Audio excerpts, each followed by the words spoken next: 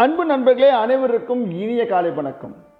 இன்று நாம் பார்க்க இருப்பது 268வது தேவாரம் பாடல் பெற்ற சிவஸ்தலமான தொண்டை நாட்டில் அமைந்திருக்கும் கடைசி தேவாரம் பாடல் பெற்ற ஸ்தலம், அதாவது திரு இரும்பை மாகாளம் என்ற ஊரில் அமைந்திருக்கும் சிவாலயத்தை பற்றித்தான் இன்று பார்க்க இருக்கின்றோம். இங்கு இருக்கும் இறைவனின் பெயர் மாகாளேஸ்வரர். இறைவியின் பெயர் குயில் மொழி அம்மை, மதுர சுந்தர நாயகி என்றும் அழைக்கப்படுகின்றார்.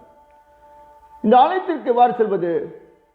திண்டிவனத்திலிருந்து கிளியனூர் வழியாக பாண்டிச்சேரி செல்லும் சாலை மார்க்கத்தில் திருச்சிற்றம்பலம் கூட்டுச்சாலையை தாண்டி சிறிது தூரம் சென்றால் இடதுபுறம் இரும்பை செல்லும் சாலை பிரிகின்றது. சாலை பிரியும் இடத்தில் இரும்பை என்று பெயர் பலகையும் இருக்கின்றது. இந்த சாலையில் 2 கிலோமீட்டர் சென்று மகாலேஸ்வரர் திருக்கோவிலை நாம் அடையலாம்.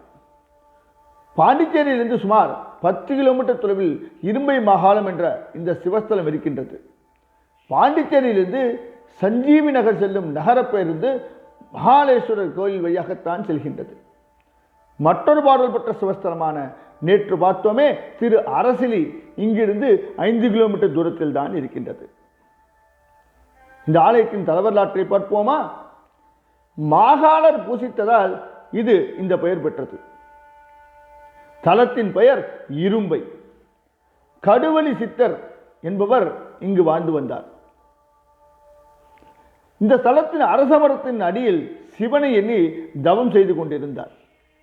அப்பொழுது நாட்டில் சரியாக மழை பெய்யாமல் மக்கள் அனைவரும் வறுமையில் வாடினார்கள்.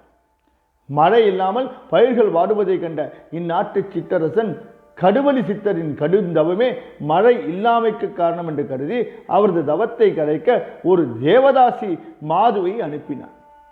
தேவதாசியும் அவரது தவத்தை கலைத்தாள். சித்தர் தவம் கலைந்து எழுந்தபோது மன்னன் அவரிடம் நாட்டின் பஞ்ச நிலையை கூறி அதற்கு காரணமாக சித்தரின் தவம் இருந்ததோ என சந்தேகம் கொண்டு அவரை எழுப்பியதாக நடந்த உண்மைகளை கூறுகின்றார். அரசனின் பேச்சை கேட்ட சித்தர் அவனுக்காகவும் மக்களுக்காகவும் மீண்டும் தவ வாழ்க்கையை தொடராமல் இங்கேயே தங்கி சிவபணி செய்து வந்தார். அதன் பின் நாட்டில் நல்ல மழை பெய்தது. மக்கள் பஞ்சம் நீங்க பெற்று சிவனுக்கு திருவிழா எடுத்தார்கள். கோவில் திருவிழாவில் சுவாமி ஊர்வலமாக சென்றபோது அவருக்கு முன்பாக சித்தரின் தவத்தை கலைத்த தேவதாசி நடனமாடி சென்றார். அப்பொழுது அவளது காற்சிலம்பு கீழே கழண்டு விழுந்தது. இதை பார்த்த சித்தர் கோவில் விழாவில் நடன நிகழ்ச்சி தடைபடக்கூடாது என்றெண்ணி அச்சிலம்பை எடுத்து நடனமாதியின் காலில் அணிவித்து விட்டார். இதை கண்ட மக்கள் சித்தரின் செயலை ஏளனம் செய்து நகைத்தார்கள். சித்தர் வெகுண்டு இறைவனை நோக்கி பாட ஆலயத்தில் உள்ள மூலலிங்கம் வெடித்து 3 பகுதிகளாக சிதறியது. இதை அறிந்த அரசன் சித்தரிடம் மன்னிப்பு கோரினார்.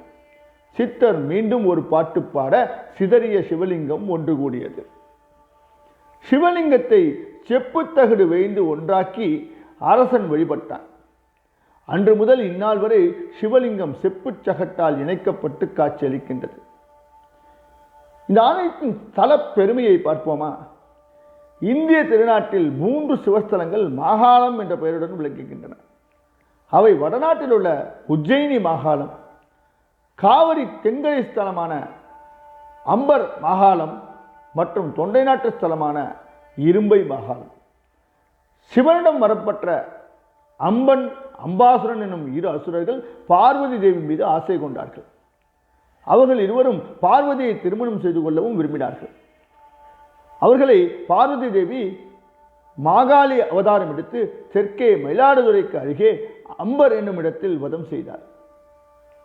இதனால் பிரம்மகத்தி தோஷம் பிடித்த அம்பாள் இந்த ஸ்தலத்தில் சிவனை நோக்கி தவம் செய்து தோஷம் நீங்க பெற்றாள். பிற்காலத்தில் மாகாகாலர் என்னும் மகரிஷி சிவதல யாத்திரையின் போது வடக்கே உஜ்ஜயினியில் ஒரு லிங்கமும் தெற்கே மயிலாடுதுறை பூந்தோட்டத்திற்கு அருகே அம்பர் மாகாளத்தில் ஒரு லிங்கமுமாக பிரதிஷ்டை செய்து வணங்கினார்கள். அவர் மேலும் இந்த ஸ்தலம் வந்தபோது இந்த ஸ்தலத்தின் மகிமை அறிந்து இங்கேயும் லிங்கம் ஒன்றை பிரதிஷ்டை செய்து வணங்கினார்.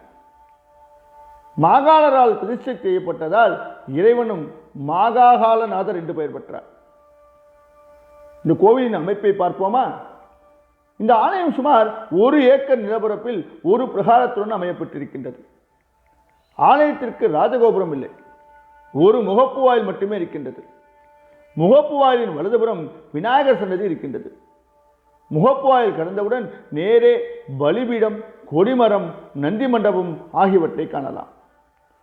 மூலவர் சுயம்புலிங்க வடிவில் மாகாளேஸ்வர் என்ற பெயருடன் கிழக்கு நோக்கியும், இறைவி குயில்மொழி நாயகி தெற்கு நோக்கியும் எழுந்தள்ளிருக்கின்றார்கள்.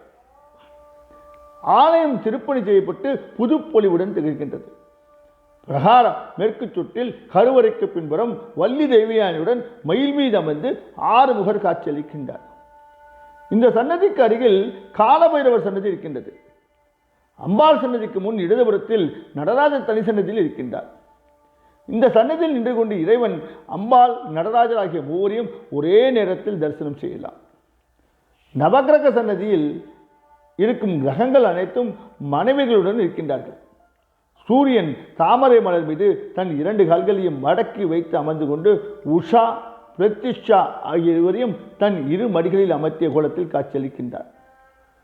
சூரியனின் இந்த தரிசனம் விசேஷமானது. கோவில் கிழக்கு பிரகாரத்தில் மேற்கு நோக்கியபடி சூரியன், சந்திரன் தனி சன்னதிகளில் இருக்கின்றார்கள். கோஷ்ட மூர்த்தங்களாக விநாயகர், தட்சிணாமூர்த்தி, லிங்கோத்பவர், பிரம்மா, துர்க்கை ஆகியோர் காட்சியளிக்கின்றார்கள். பிரகாரம் சுற்றி வரும்போது வடக்கு சுற்றில் ஆஞ்சநேயருக்கு சன்னதி இருக்கின்றது. பிரகார சுற்றுச்சுவர் உட்புறமும் முற்றிலும் விதவிதமான உருவங்கள் பதிக்கப்பட்டிருக்கின்றன. ஆங்கங்கே ஓவியங்களும் வரையப்பட்டிருக்கின்றன. கருவறை முன்புறம் சுவர் முழுவதும் செப்பு தகட்டால் வேயப்பட்டு தங்க முலாம் பூசியது போன்று பளபளப்புடன் திகழ்கின்றது. துவாரபாலகர்கள், மாகாளர் உருவம் ஆகியவை செப்பு தகட்டால் வேயப்பட்டிருப்பதை காணலாம். ஆகையால் நண்பர்களே, இத்தகைய சிறப்பு வாய்ந்த இந்த ஆலயத்தை தயவு செய்து தரிசித்து சிவ கட்டாட்சம் பெற எல்லாம் வல்ல இறைவனை வேண்டி விடைபெறும் உங்கள் அன்பு நண்பன் ரா